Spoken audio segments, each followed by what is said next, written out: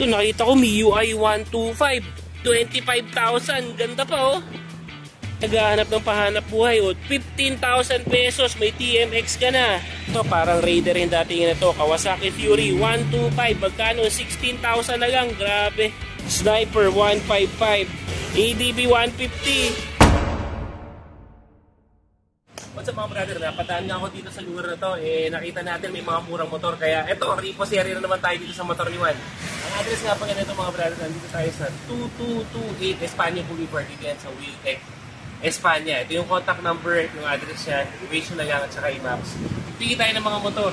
Ano lang to limited time offer lang to from August 24 to 26 lang. Kaya pauna na tayo ka yung pagsakres ng motor dito.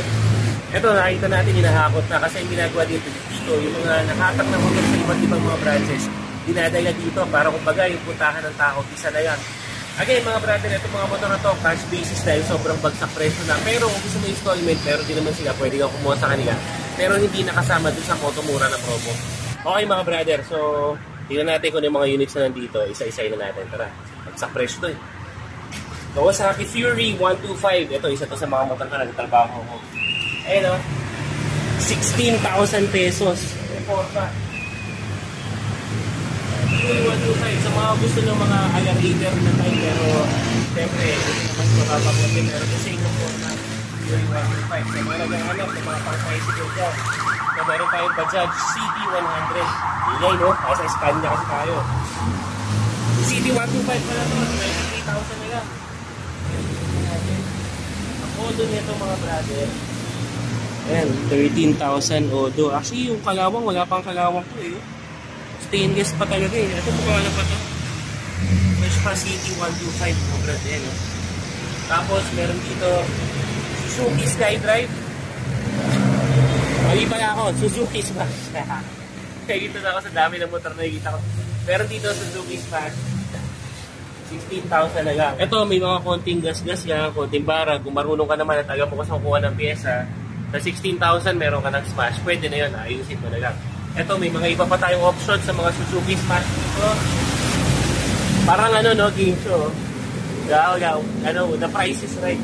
Ito na mga Smash na to, color gray, kung ayaw mo ng string, meron tayo dito, 17,000 pesos. Suzuki Smash. Smash, isa pa rin sa mga pinakamatibay, tapos pinakamatibay sa gasolina, pang araw-araw mo lang ako. Itong Smash naman na to, 23,000 pesos. Kaya nakakita natin, naka-seat cover na rin yan. Although yung panel niya, medyo yan, ayusin na lang yan. Ang gauge na ito, nasa 9,000 yung tinatakbo. Tapos ito naman, Smash din, 16,000, Suzuki Smash na.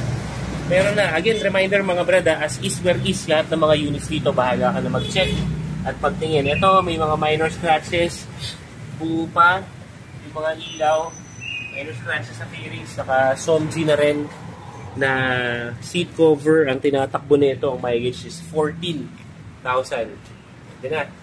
Ito, daming mga Smash dito.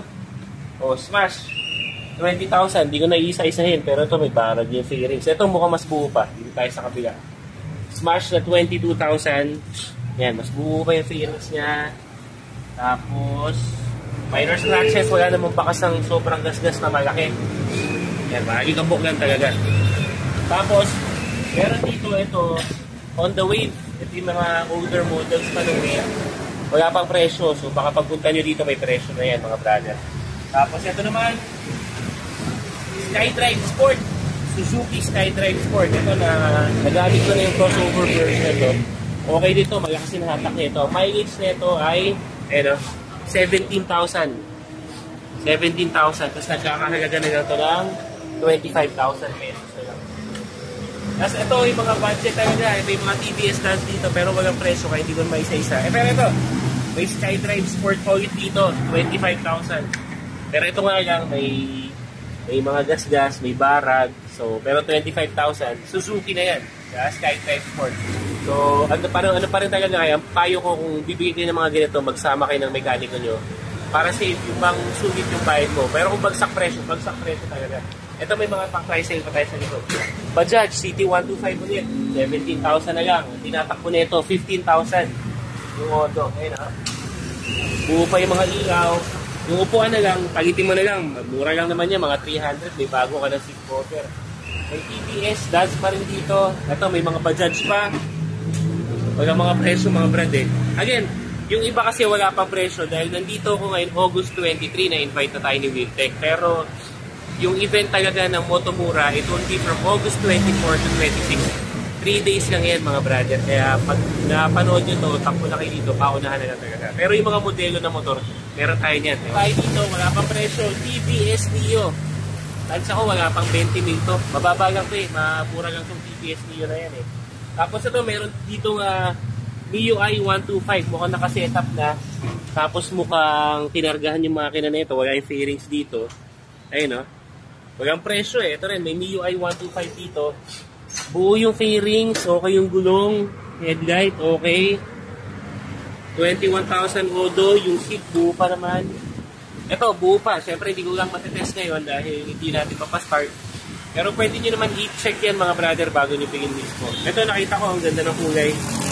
MIUI 125, 25,000 lang. So, MIUI 125 ganun. Diba? Palitan mo na lang itong gulong kasi malambot na. Konting gas-gas, pero yung fairings buo pa. Pati upuan, no? Walang bakas ng pusa. Tapos, tak yung muffler. O, ito, MIUI 125. Pati mga pang-tricycle meron dito. Uy! TMX 125, 15 mil na lang. Ito? Palitin na lang yun, no? Palitin na lang yung upuan, pero magkano lang naman yan. May mga konting dumi-dumi lang naman. Kung okay ang makina nito, pwede pa ito mga brother. Lalo na yung mga, yung mga sobrang tight sa budget talaga. TMX 125, pero yung mo 15 mil. Tapos meron din dito, mga Bajaj. CT125 parehas. Yung isa, ito, tag 16,000. Ganda pa no? Ayun, ito, mas fresh pa to. Itong Bajaj na to, mas fresh pa. 16,000. Buo. Bearings, buo. Walang mga tama, walang mga kalawang. Wala namang tagas sa shocks. Ito lang, yung wiring siguro sa ilaw. Madali lang to eh. Tapos konting butas dun sa upuan. Pero other than that, mukhang okay naman yung motor. Ito naman, 15,000. Ang issue nito, putol yung fender dito. Saka mas maliit yung gulo, papalitan na yan. Pero sa shocks, walang tagas sa langis.